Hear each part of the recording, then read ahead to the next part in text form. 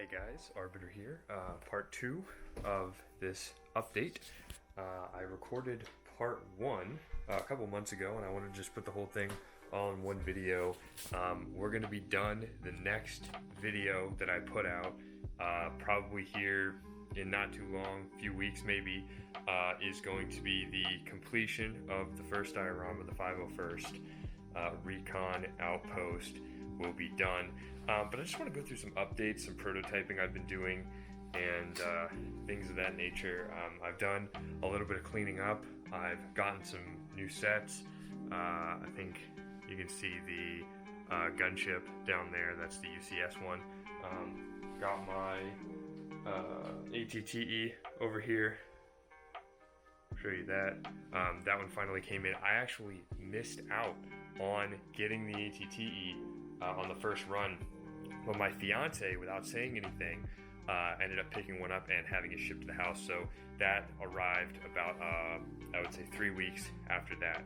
So let me go ahead and take you guys through what I'm doing now. I'm basically just adding detailing, working on the corners, before I was working on the foliage and making sure that everything was looked alive, like the biodiversity of the foliage, to make it not look so, one-dimensional and dead. I think it looks great now. We've got a little pond in there, small one, but I'm working with what I've got here. I don't have a whole lot of space to do this in, so if I were to expand this, I would probably have a much larger water area, but for right now, this is what I've got. Who knows, maybe I'll get a wild hair and decide to expand this later, but as of right now, this is what we've got. So one of my lamps went down, so please bear with the lighting. We'll go ahead and turn this around, and I'll give you guys a good shot of what I've been up to. So I went ahead and prototyped myself a speeder bike, a BARC speeder bike here. So you can see the front end is all new, all my design. It's got a clip for a pair of binoculars, a clip for a rifle. It's got the battle pack style handlebars and the, what's it called? They call them minifigure packs, right? The ones with the Phase 1 clone troopers in them. That's the control panel from the command center. And the back end is more or less the same, really. And I put in this little block on the back here so that you can hold it and make it a little more swooshable. So that is that. Obviously, like I was saying before, the biodiversity of all of the foliage and stuff like that, and the rocks on the side over here that is green, that was what I was working on last time. The trees obviously still looking good. I got a little pond over here. I think that this all turned out fantastic. I really like it. I got some pieces at my local Lego store on the wall the other day. I don't know if you can see these little flower pieces. I might try to incorporate these somewhere in the foliage area shortly. But again, I'm working on detailing for the landscape and for the base over here. I'll show some of the prototyping that I'm doing. I'm looking to replace any of the areas in the back here, these handrails and things like that. I didn't really have very many good pieces to make those when I first did it, so I'm trying to replace those with something that looks a little better, a little sleeker. So let's go over to the brand new area over here, and that's going to be the area with the Bad Batch shuttle. It's a landing pad, a service station, and it's got some tools and a fuel pump over here for all of that. So we'll start from left to right. There's some munitions being transported on one of these repulsor lift crates that is connected to the gauntlet of this 501st clone trooper right here. Obviously he's walking next to it, just like you see several times in the show. You've got Hunter, Echo, and Wrecker over here. Wrecker's got a extra fuel canister, you know how he likes his explosives. Some extra fuel canisters over this way. Some tools in the service area, and a communications station with a couple of little radar dish things for communication, and a little computer on the bottom there that the clone troopers are looking over. Tech is working on refueling the ship from the fuel pump over here, which I decided to make the fuel pump come off so that I could show it easier. Take this off real quick and give you a good look at it. There's the front side of it, and these actually come off. These top parts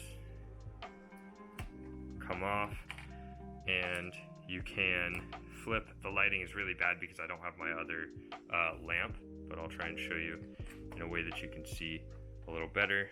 You can flip these open, and if it'll ever come out, it's kind of wedged in there. The fuel core, come on out. There we go. Leaves everywhere. There is the little fuel core that comes in and out, and these are the same as the spare fuel cores with the red studs on them. So I'll go ahead and pop that back in, and this whole thing goes back together very easily. Just pop these two little things down on here, on top. Oh. And we're good to go. And I have tiled off the sides here so that there's only two areas with studs that'll connect to the bottom of that to make it easier to take on and off, not just for showing, but for ease of deconstruction, or if I wanted to replace this somehow, or I didn't like the way it looked and I wanted to change it up a little bit. So I'll show the landing pad now. The landing pad is pretty bog standard. The tiling on this side is pretty standard. You've got, you know, your gonk droid just chilling out over there, and you can get a better look at the communication station, you know, maybe a computer terminal for diagnostics for the ship. For the landing pad, that would not be out of the question either, obviously. So we'll go ahead and put the ship back right there and reconnect it to the fuel pump, just like that, with the little clip, and boom, everything looks super nice once again.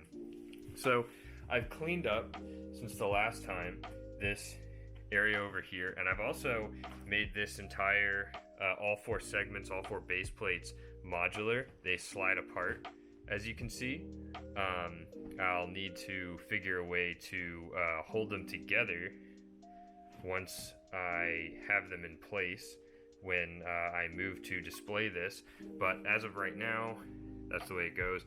All of this is super clean over here right now, the sandy area, and I'm gonna find a way to detail and decorate that soon. You still got these little pits of mud. You know, mud in sand is a little bit lighter, so I used a caramel color for these instead of a darker brown color like you would see in there. But I also got at my local Lego store recently, I'll show it to you real quick, a entire cup of these tiles, these kind of dark tan tile pieces.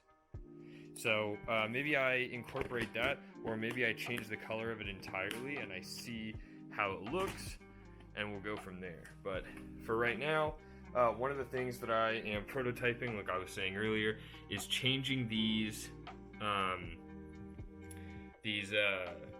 handrail areas over here. I thought that it looked, I thought that it didn't look right with the arches being down here and having arches up on top as well. Man, I really wish I had that second lamp right now, but I'm Gorilla Gluing the diffuser back into it because it broke, but hopefully that'll keep it working. But I'm prototyping this as a railing section, and my goal is to make 3 of these and sit them right about here, here, and then another one over there. And that would hopefully work out just fine, but we shall see. So, as for the backside over here, we've still got your little command center, little jail cell over there, your containers and your service stations for the ATRTs and whatnot. But I haven't started working on detailing the inside of the building yet or anything. So that is going to be part 2 of this update. Pretty much finished. That's all I've been working on for right now. I hope you guys enjoyed, and I should be done with this MOC here in a couple of weeks. So I will see you the next time I have an update. Thanks very much for watching, and I will talk to you guys later. Bye-bye.